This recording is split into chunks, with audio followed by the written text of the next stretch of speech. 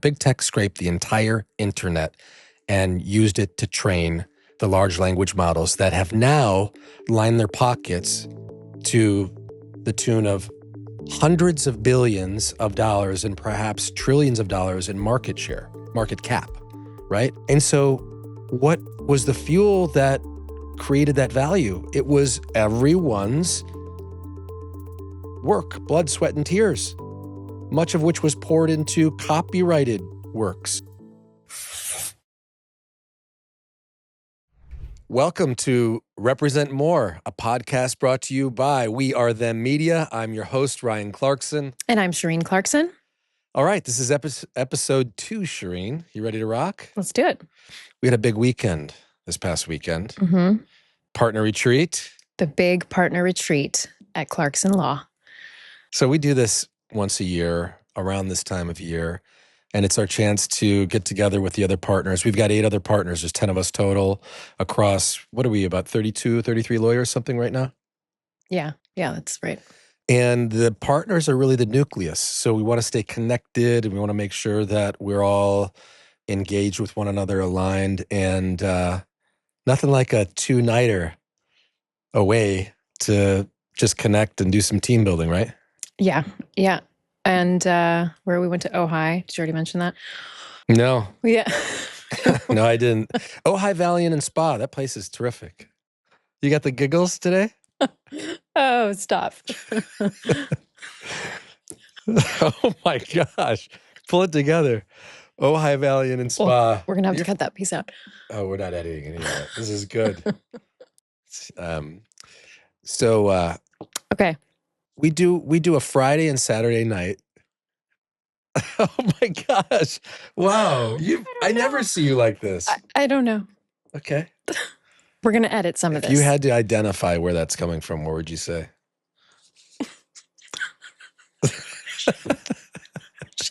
Okay. Oh, God. Have you... Guys, we're going to...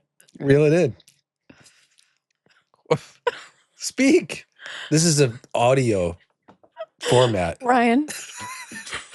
Move Do you on. want to sign the rest of the podcast? Sign. All right. So, Guys. we did Ojai Valiant and Spa, and by the way, very nice enclave, about 45 from LA. Yeah, it's kind of an unknown little spot for some, or at least around the country. I think most people in California know about it, but it's a cute little town, food and wine focused. So they have excellent food, and they've got wineries, and yeah, it was great. We did some spa time, some good food, and some connecting. A fun fact from Ojai, they've got their own specific orange varietal. There are a lot of orange groves, and it's called the Pixie Orange. Mm-hmm. And so everything in that little town had Pixie flavors, and even the desserts we had at some of the restaurants, it was nice. Yeah. Tasty. Yeah, good stuff. Okay, so what do you like the partner retreat? Do you get anything meaningful out of that other than just a breakaway and some R&R, or what moments did you recall as particularly notable? No, I definitely enjoy the partner retreats. Thankfully, I like every single one of our partners, and I enjoy spending kind of quality non-legal time with them. So it was good. The spa was excellent. All the ladies on the ladies' side, all the men on the other side. Thankfully, there's no. Did the guy or gal that gave you the tour of the spa? There's this beautiful spa. It's supposedly one of the best spas in California. At this place we went to, and everyone on Saturday signed up for massage treatments. Everyone, I think, except Derek Brandt, who went on a run. Yeah. He's getting ready to do a marathon or something. He's just really fit.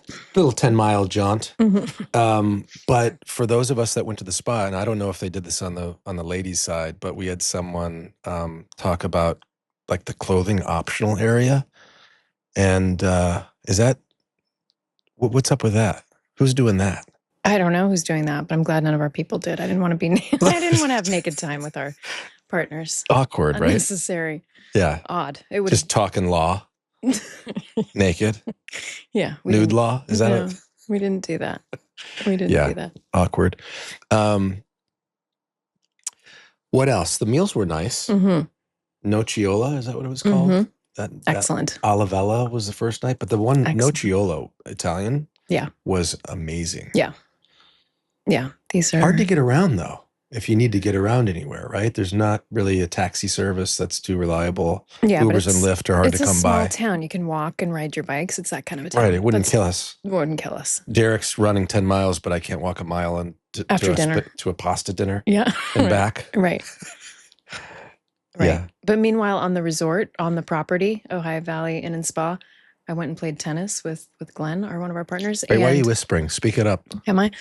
Um, went and played tennis. The tennis courts were maybe like a 5-minute walk, 10-minute walk at most from the rooms. But it was sort of a maze to get there. And I asked somebody how to get there. And everyone I asked was like, no, you got to take a shuttle. You got to take a shuttle. It's way too, way too far.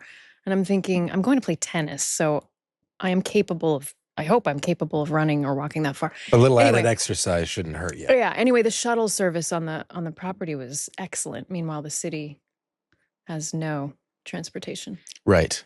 So anyway. But listen, it was a good time. And, I found what?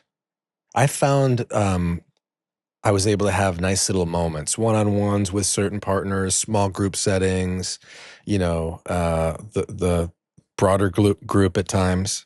Yeah. Did you? Yeah. All right. I did. Let's move I'm on. getting the look like we should just get into our material. I think so. I mean, we've spent a lot of time on Ojai.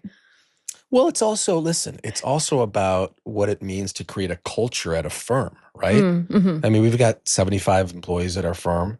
We've got 10 partners, and I consider our partners to be, like I said, the nucleus and to set the tone. Mm-hmm. And to be super connected with them, I think is important because it kind of, all of the energy and, it starts there, originates there. So yeah. Well, yeah. we got a chance to talk about a lot of good stuff, a lot of our cases. You guys just had that big Google hearing, which was a hot topic at the weekend retreat. So should we get into Google?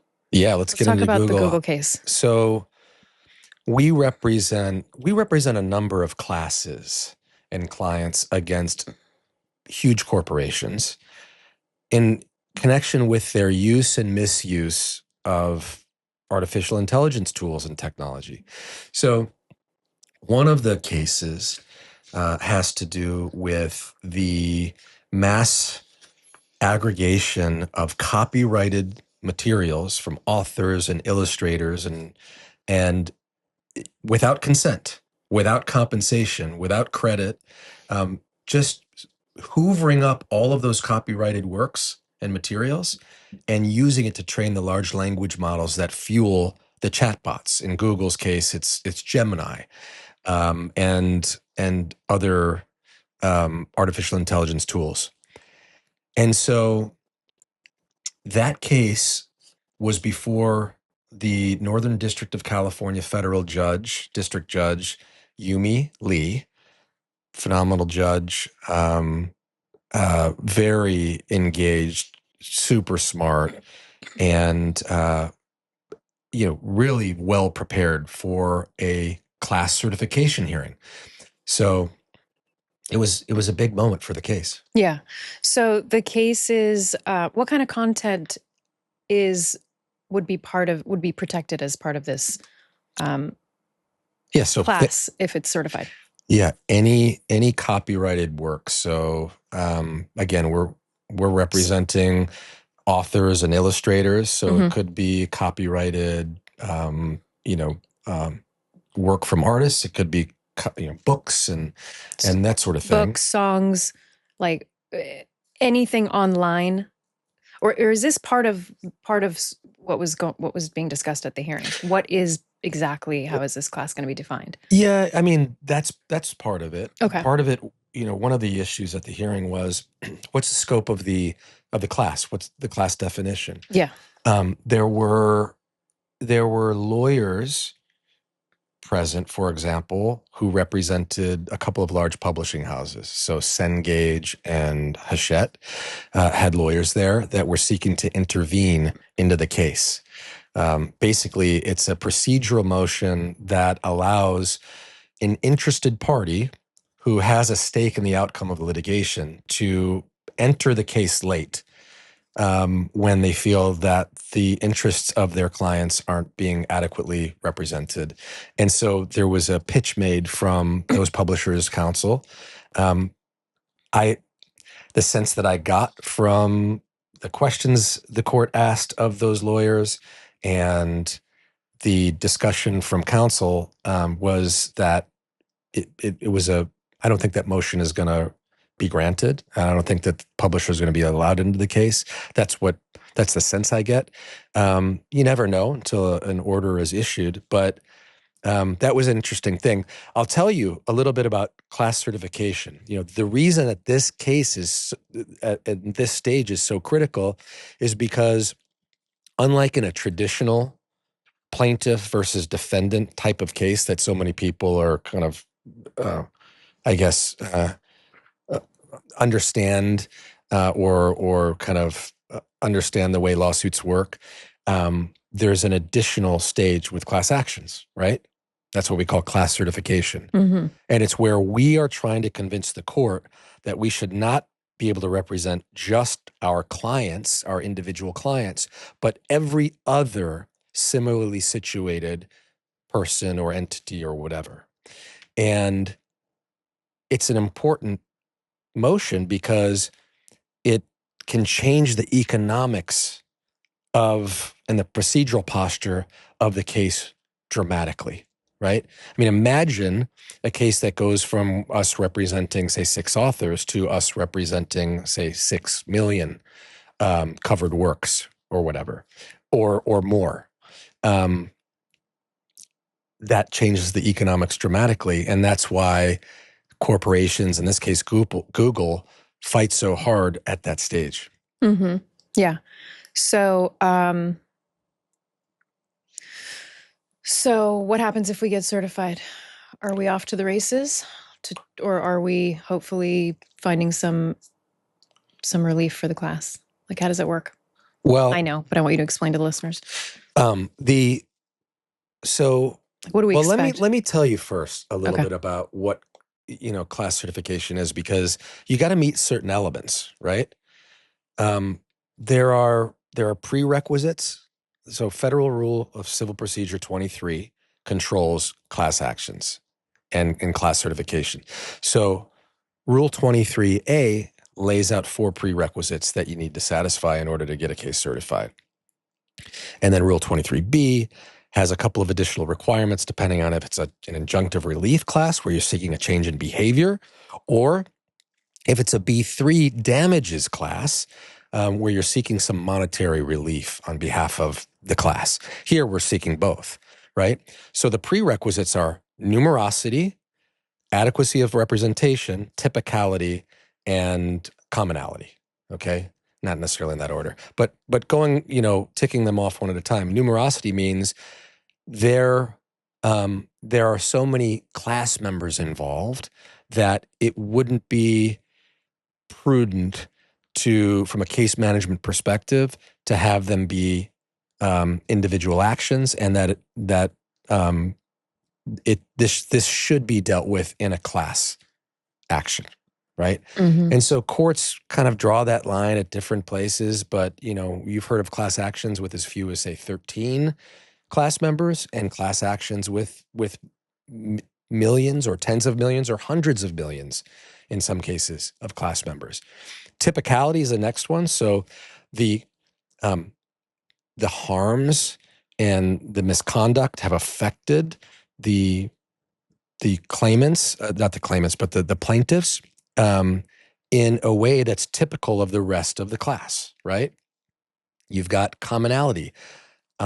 There are common issues that can be resolved on behalf of a class in one stroke. And then adequacy of representation is where you've got plaintiffs who are adequate representatives of all others similarly situated because they don't have any conflict of interest and they've hired competent, experienced counsel. And so we're making that case. If you satisfy all those, then depending on whether you're seeking injunctive relief or damages, you've got to meet additional requirements. So injunctive relief has to do with, you're able to get an injunctive relief class if, the outcome of the case can be dealt with through the granting of some injunction, essentially. Okay.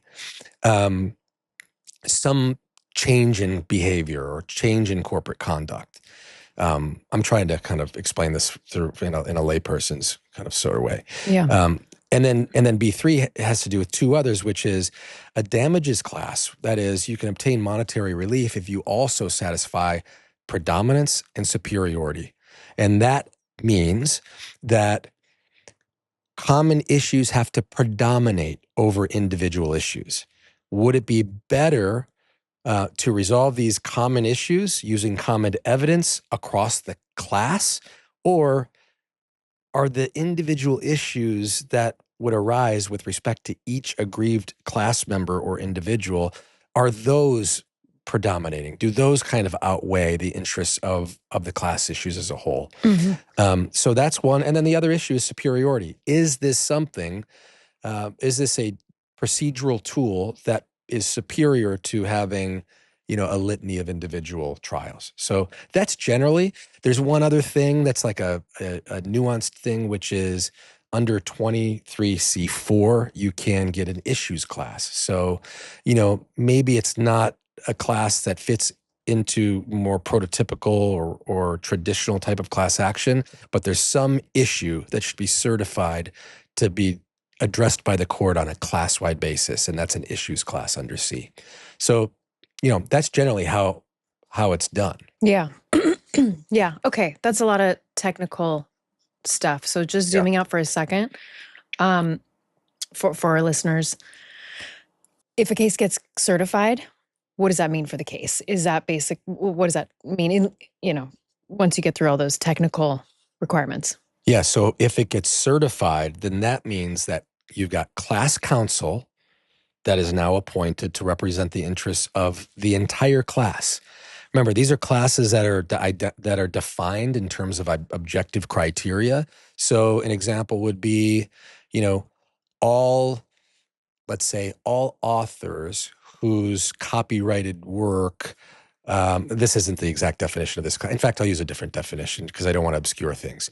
Let's say you're dealing with a false advertising case, and you are, class counsel is seeking to certify a case on behalf of all purchasers of a particular product that's been falsely advertised, right? Mm-hmm. So you'd say all purchasers within California between, 2020 and 2026, that of a particular product, right? Mm-hmm. That might be one objectively defined class definition, right? Yeah. So the goal here would be to,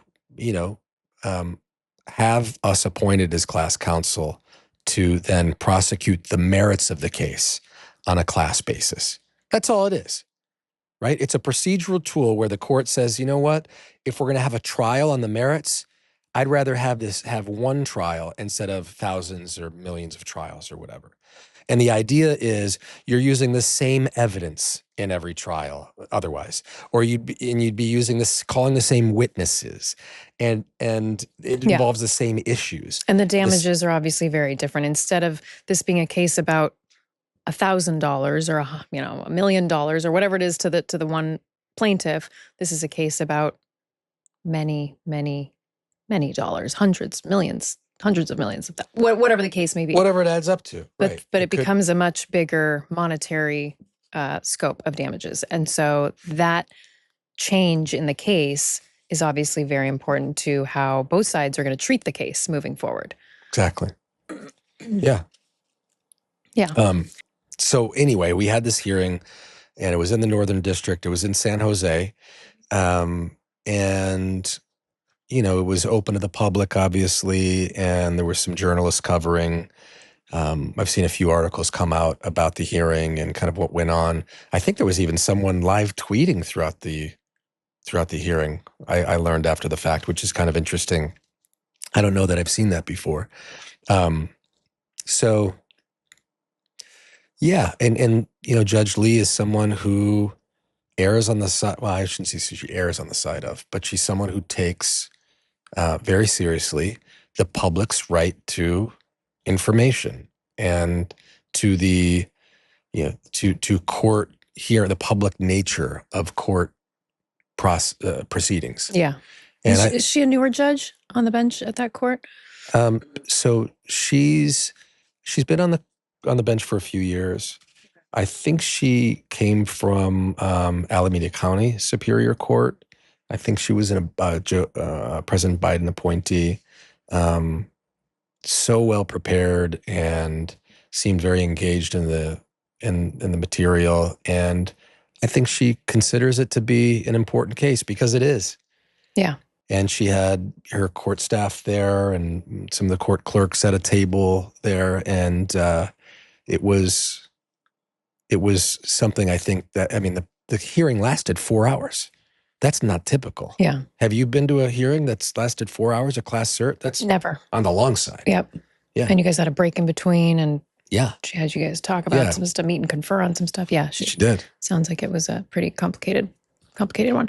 One more question on this. So, do you think this case, regardless of how it turns out at certification or even at the merit stage, liability stage, do you think this case will impact how the rights of non-copyrighted work? In other words, all of us, there's so much content that we all put out there these days, whether it's copyrighted or not, right? We're doing everything on the internet. Everything's in the cloud, whether it's social media or websites or whatever it is that we're all putting content out there. And all that stuff is vulnerable to these AI companies taking and training that information for the LLMs, right? How do you think this case, even though it's sort of focused on copyrighted work, how do you think it might impact the way the courts end up treating the rest of the content? Or maybe there is no impact. Maybe you think they're totally separate. It's a really good question. I don't know that it'll impact non-copyrighted materials at all.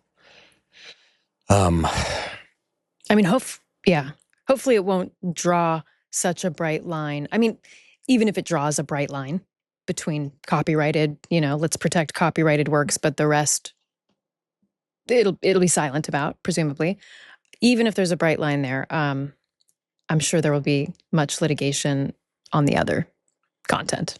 Presumably. There really hasn't been much, though. I think it's because it's a much more difficult case. Yeah. And, this is part of a first wave of cases where you've got lawyers trying to identify ways to hold big tech accountable for the theft of certain types of information through mass scraping off of the internet. Basically, big tech scraped the entire internet and used it to train the large language models that have now lined their pockets to the tune of hundreds of billions of dollars and perhaps trillions of dollars in market cap, right? Mm-hmm. If you look at what has happened since these since the artificial intelligence tools have been rolled out, the market caps of all of these publicly traded big 7 tech companies have increased by trillions of dollars each in some cases, right? Yeah. And so what was the fuel that created that value? It was everyone's work, blood, sweat, and tears, much of which was poured into copyrighted works. Yeah. And so I think that these are the cases that demonstrate a clearer line between what is protected and protectable versus what is a little murkier. Yeah. Right? So I don't know that it's going to have, I don't think it's going to have an effect on non-copyrighted materials, but I'll tell you what I think is going to happen, because it always happens this way, is that, Google and other big tech companies are going to change their terms of service in their boilerplate, user agreements that are now 100 pages long in some cases, using really teeny tiny font. Nobody reads them, and they're going to just change some of the language, and it's going to allow them to do what it is that they weren't permitted to do when they rolled out these technologies or started to build them anyway. Yeah. I think that's probably what's going to happen. Yeah. So I would actually like at some point to talk about what we're going to do about the enforceability of these boilerplate user agreements that essentially allows big tech to do anything, even though we all know that they feel like contracts of adhesion because there's nowhere else really to go. And all of them are using the same user agreements with the same language that, um, you know, doesn't allow users to bring cases in court. They've got mandatory arbitration provisions with class action waivers where you have to seek relief not in a court of law, but in, some secret forum where you know, the corporate bad actor or accused is able to, keep a tight lid on everything. And the misconduct never sees the light of day.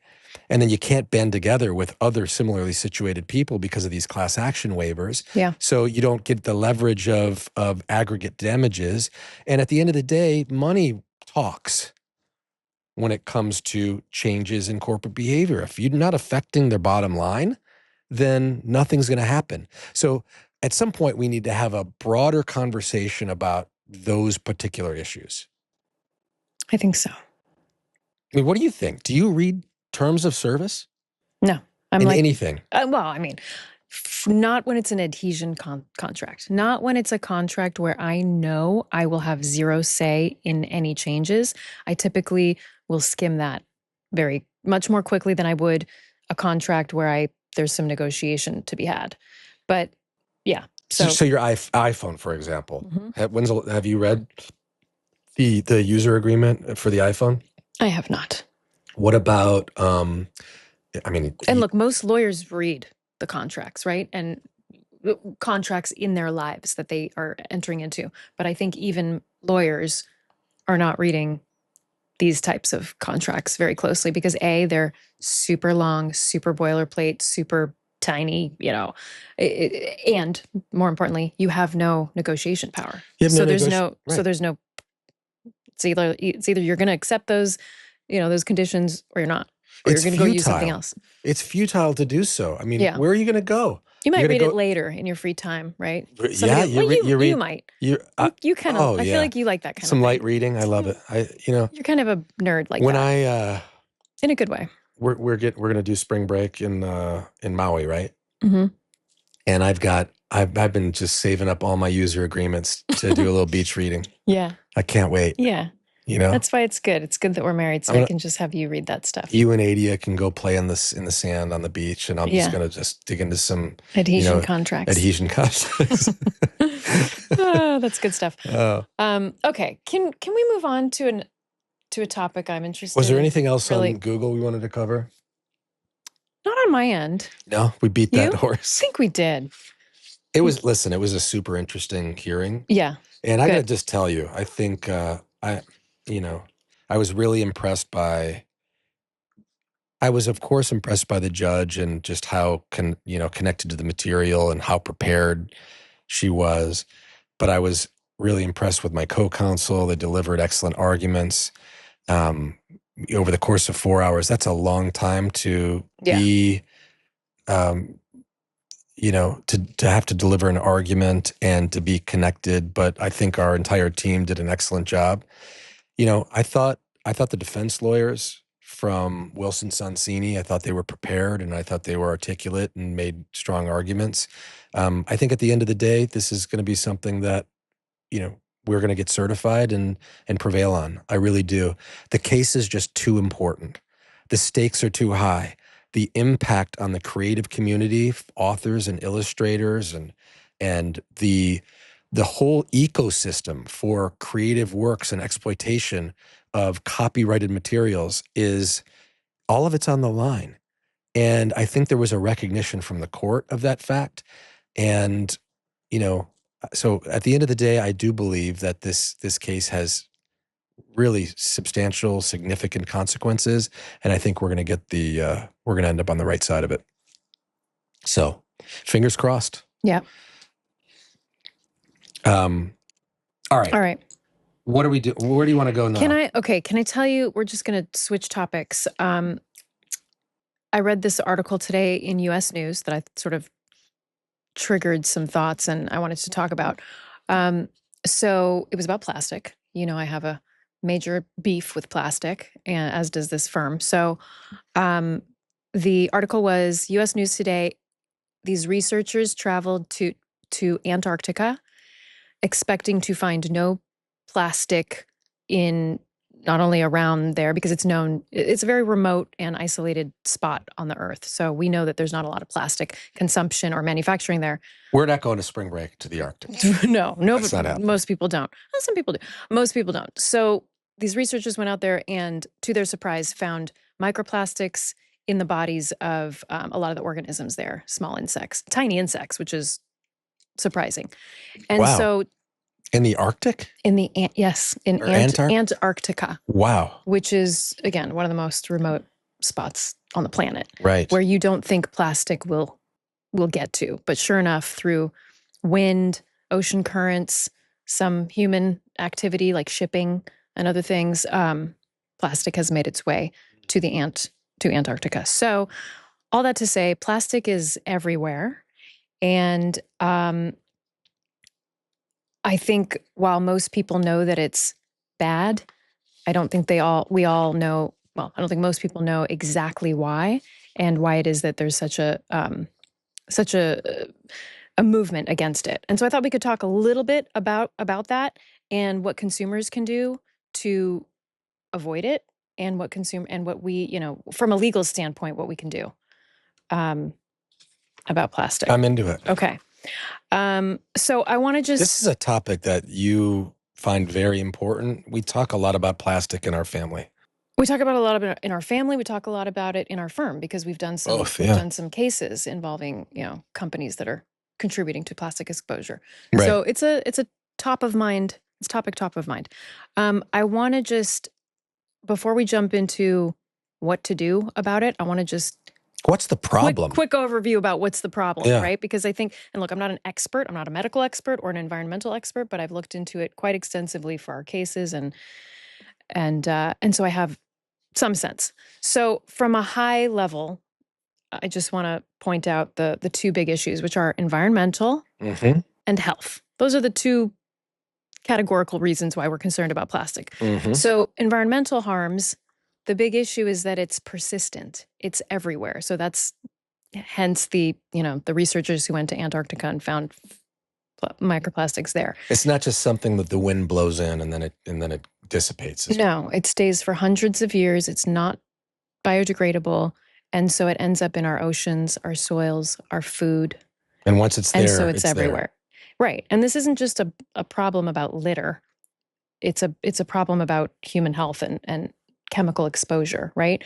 Because what happens is our wildlife ingests it, ruins the ecosystem, and then in the meantime, it's ruining our climate, right? Because plastic production, and I don't want to get too deep into the weeds. I can't even get too deep in the weeds because I'm not an expert, but I understand that plastic production involves huge levels of fossil fuel, and we know that is problematic for the climate. So yeah, I mean it's a product of petroleum, right? Yeah, exactly. And so oil and gas, and it just emits into the environment, and it's just causing the worst pollution that our world, some of the worst pollution that our world is, our Earth is subject to.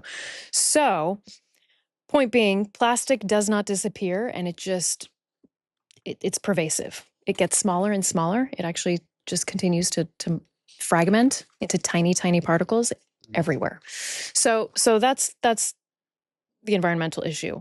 On the health concerns, microplastics have been detected in human blood, brain, lungs, placenta, basically all of our organs. So we know it's there. There's no doubt. No one's denying that microplastics are inside of our bodies. And when we have plastic inside of our bodies, we know that means we have chemicals inside of our bodies because plastic is made with chemicals. So we've got BPA, phthalates, PFAS. Okay. And these are all the horrible chemicals that are causing chronic inflammation, endocrine disruption, cancer. Right. And so PFAS particularly, that's a forever chemical, right? Or are they all forever chemical? PFAS is the forever chemical. Meaning that you cannot get rid of it, and it just continues to collect in your body. That can't be good. It can't be good. So the current science is basically that we know. Yeah, what does it say? We know that there is a link between plastics in our bodies and these health conditions, or a risk of these health conditions. But the exact mechanism has not been established yet. It's not fully understood by the science. And so that's the piece they're still working on.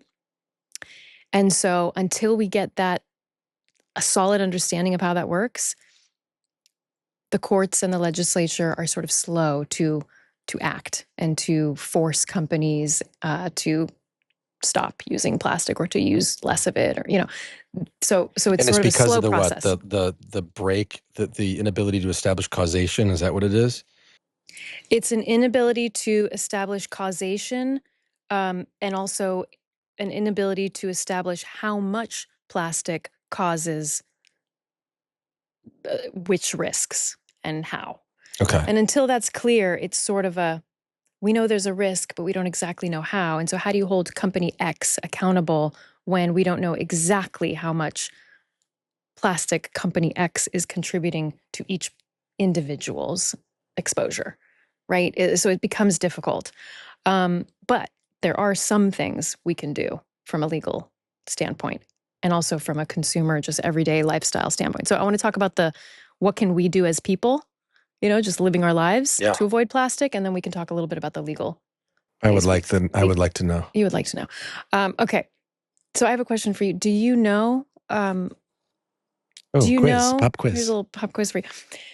Do you have any ideas about how to get how we can best avoid plastic? How do you avoid plastic? Do you avoid plastic? I try to. Mm-hmm. I mean, because this is something that you've been, harping on for a while. I mean, I shouldn't say harping. You've been communicating the importance of this, mm-hmm. and so I'm trying to pick up on these things, and I want to live a long time. Mm-hmm. Yeah. This is one way. So glass bottles. Yes. Right. Good answer. Instead of plastic water bottles, I try to use glass. Yeah. And so reducing plastic wrap, plastic bottles, plastic containers. That's like number one way to avoid microwaving anything with plastic on it. I never microwave anything. I always use the stove. Okay, good for you. Do you microwave? You don't microwave. Don't. We do have a microwave, but nobody in our house uses it. I don't think we've used it in years. Yeah. Why aren't you allowed to microwave? Because the easiest and most significant way to expose yourself to plastic is to heat it up and then ingest it. So that's the worst. Okay. Because when you heat something in the microwave, the plastic, the container, the film, the wrap, releases all kinds of microplastics into the food, and then you eat it. So it's just the worst. So as you're heating up food, you're heating up the plastic that bleeds chemicals from said plastic into the food that it touches, and then you're ingesting those chemicals. And the plastic itself. The plastic itself is harmful, and the chemicals are. I mean, no one's eating plastic, but it's got it right. It's the chemical. You're saying that no, it's literally leaching plastic into the food. So that's how they're finding all the plastic in your organs. So it's not just the chemicals being released, it's actual plastic sloughing off? Yes. That's disgusting. Correct. One more big thing to do is to not drink tap water.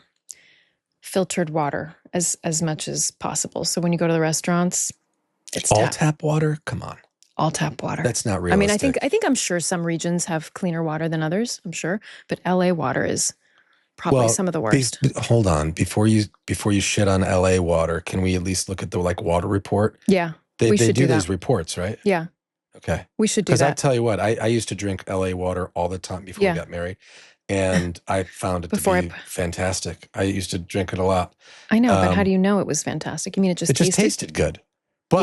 But then I think that's weird. I think LA water tastes like shit.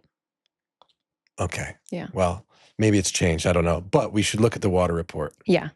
Well, my understanding is LA water is some of the worst. But And different parts of the country, are better and worse. But anyway, all right. So we safest need to use. look at some. Can we go to? Are there municipal water reports that people can go to and pull up to see how their particular municipality grades on their water reports? There must be, right? There must be. Okay. But another thing you can do is have your own water tested, and it's not that expensive. We did that. Okay. So that's something you can do. That's not like a legit thing for people to do, live in apartments and things like that. Yeah, you can test the water, but it's not going to change the fact that you got to use it. But you're saying you can filter it. Filters? Okay, like what? What up? How do you filter? By a Brita or something like? Actually, we've got a case against Brita. We do.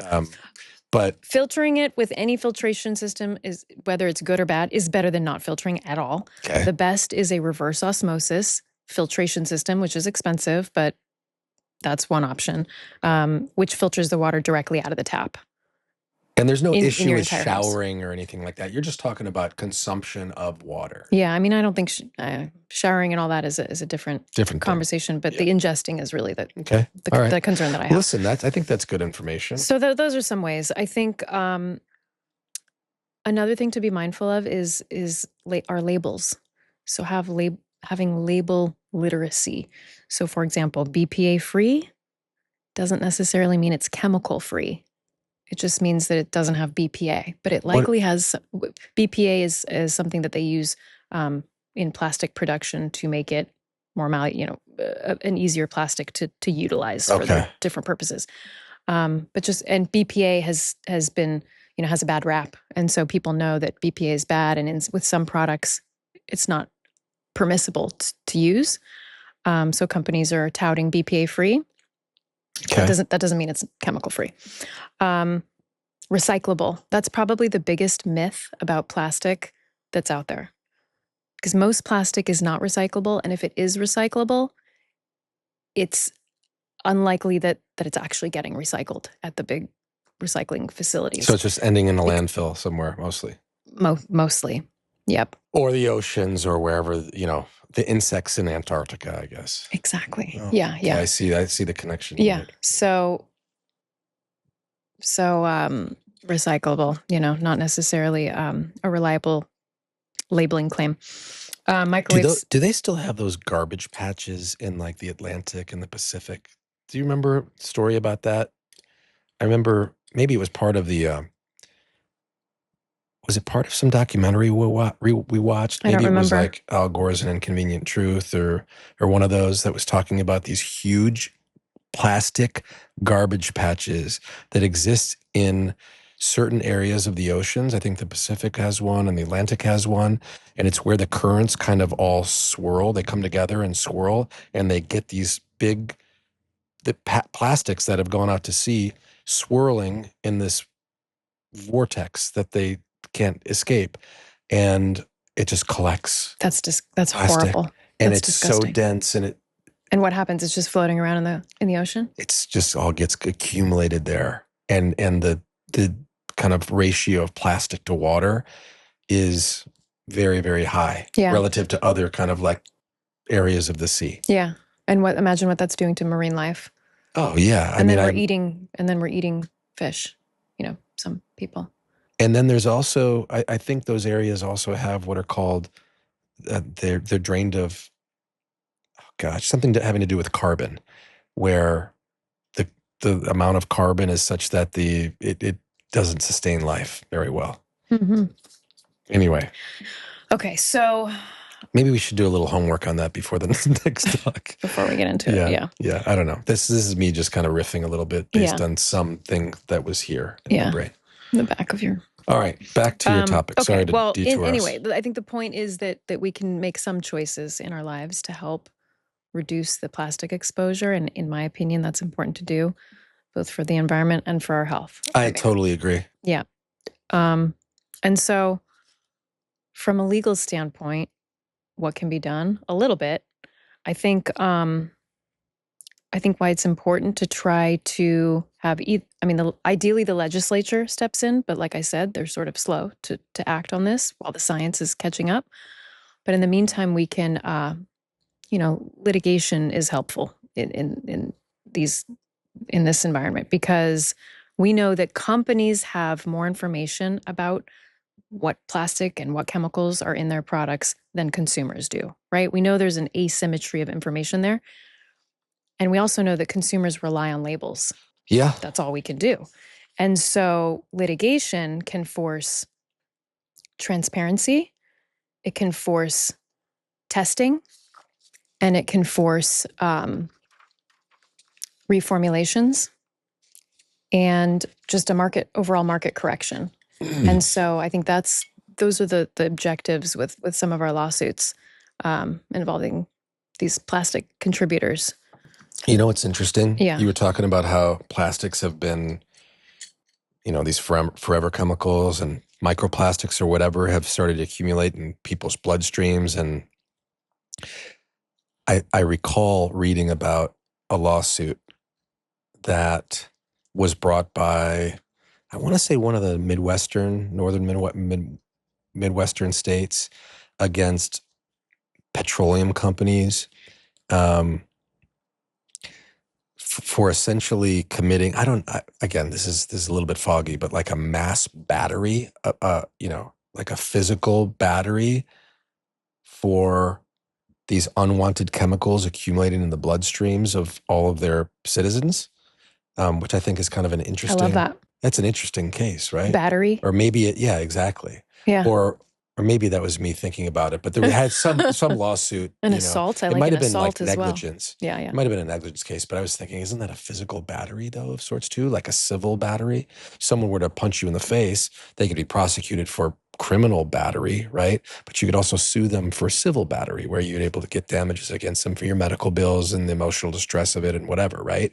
This is a similar thing. I was thinking about that a little bit. And then I was also thinking about, as you were, you said it would be good if the legislatures acted, right, to pass some laws that dealt with this particular issue. And I'm thinking, are there any laws on the books that could be utilized by creative, enterprising, perhaps lawyers who could bring something? And I was thinking about the idea of nuisance cases. I mean, if if if there are plastics ending up in garbage patches swirling around in the middle of the oceans, right? Or infecting, places as remote as the Arctic or Antarctic, um, then certainly it's happening in states and on their soil and in their water. And you've even talked about some municipal tap water, including LA, that you don't want to drink. I mean, couldn't the city attorney of LA bring a case against petroleum companies to deal, to address the increased costs associated with cleaning the tap water, or the healthcare, the increased healthcare costs to treat its people? You know what I mean? Like there's got to be some things that we can do with laws that are existing on the books, because every time anyone says, oh, we need a law, to deal with that, or the legislature has to do something, all I think about is political gridlock. There's nothing happening on Washington, even on issues that everyone agrees with, or 80% of the Senate and the House of Representatives agree with. You still can't get legislation passed. Yeah. So, and then, if it's not happening by executive fiat, by proclamation, by executive order from, King Trump, then that's, let's just face it, the environment isn't a huge priority. You know what I mean? And so what does Which that is an leave? unbelievable statement that you just made. Sure. But what That does the it leave? environment is not a huge priority. What does it leave, though? It leaves the court system, and it leaves law firms, public interest firms like ours, and officers of the court to bring cases that can tee up the issues for the courts to weigh in on them and to essentially, um, protect the people, protect the public, right? Yeah. Yeah. I So, think plastics litigation could become the next sort of tobacco style public health litigation, yeah. because these plastic companies and these plastic contributors, they know exactly the harms, and they know that there are other means, other materials that can be used yet they use plastic because it's the most cost effective and the most, the easiest and for them to use.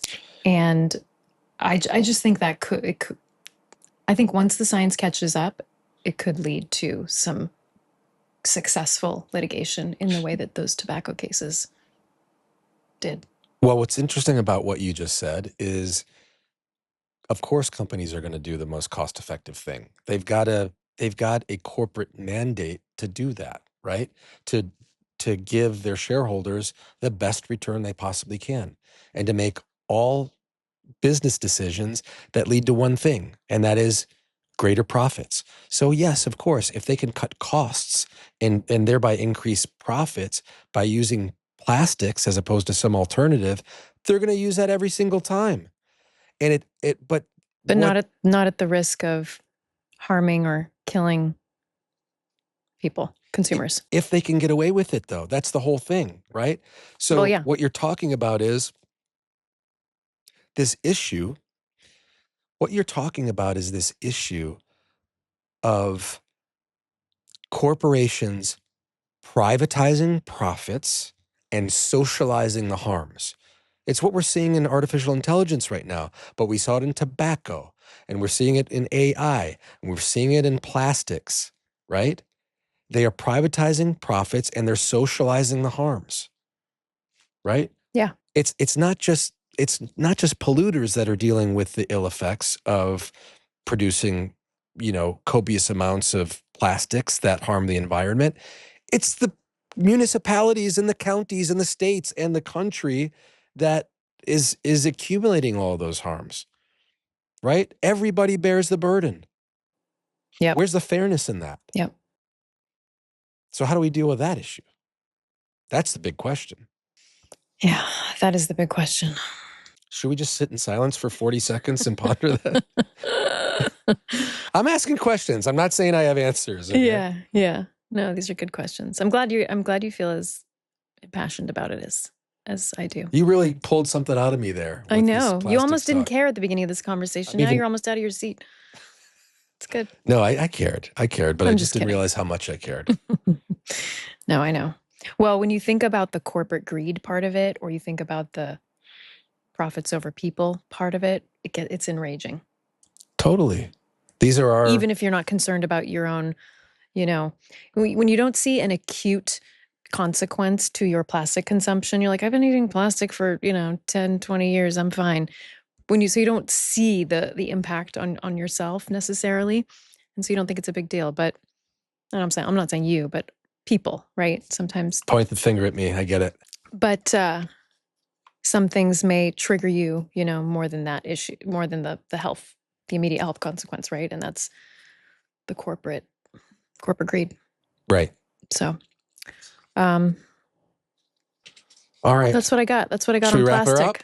I think so. That was a fun conversation. Interesting conversation. I enjoyed it. Good topic. So are we going to close this show with, what is it? Rosebud or thorn? Let's do rosebud or thorn. All right. I don't think I haven't thought of one just yet, but go ahead. Okay. I have a rose. Yeah? I do have a rose. So my rose is last night my parents are in town, and last night me and Ryan and our daughter Adia and my parents ended up in a game of we were playing court.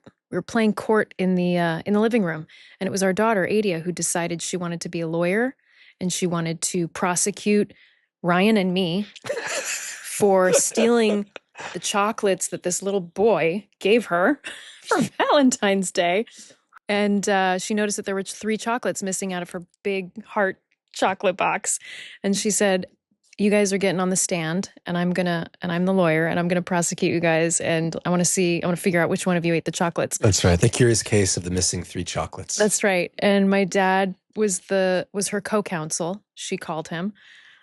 He was good. Yeah. He's a good co-counsel. She's 9 years old, if I didn't mention. And then my mom was sort of a witness, right, that she called. So anyway, it was a joy to watch Adia prosecuting in the courtroom. She was very aggressive. Very aggressive. Yeah. So that was my rose for the week. Yeah, but she was dialed in. She was right on the issues, and ultimately, hey, she even jumped in at one point and decided to like play the bailiff. right. And she jumped in, she arrested me, I think, at one point, right? She handcuffed because, spoiler alert, it was Dad that got caught and ended up in the clink for the missing 3 chocolates. Yeah. Yeah. So that's good stuff. So what about you? In fact, you know what was the smoking gun evidence that she elicited in the cross-examination from me that cracked the case? Do you remember what it was? Mm-hmm. What was it that I said? You said, I don't like caramel chocolate anyway. Exactly. And she said, she got you. How did you know that was caramel chocolate? Yeah, she got you. Anyway, that was fun. Yeah. Okay. I've got a rose as well. Okay. There was a huge hockey game over the weekend. USA against Canada for Olympic gold. And it was all tied after 3 periods. It went into overtime. The rules required 3-on-3 with goaltenders on either side. And the USA, Jack Hughes, hit the game winner 41 seconds into overtime, and our team just erupted, and we won the gold over the giant hockey team of Canada. And he lost a tooth. His teeth, he had broken front teeth, and he was bleeding through his joy and celebration. Yeah, he gave it everything. It was electric. It was amazing. That was cool. It was USA pride, and his post-game interview talking about the USA Hockey Brotherhood and how proud he was to be an American made me feel really good. And I feel like that was something, we all really needed, especially given all of the kind of darkness that's been happening on the world stage, particularly with this administration over the last several months. And it was just a bright spot that, I was elated. Yeah. You were elated. You were so loud in that moment. It was as though you were in the rink. It was a lot of fun. It was so exciting. Yeah. So that's my rose. USA Hockey, shout out. Way to bring home the gold. That was awesome.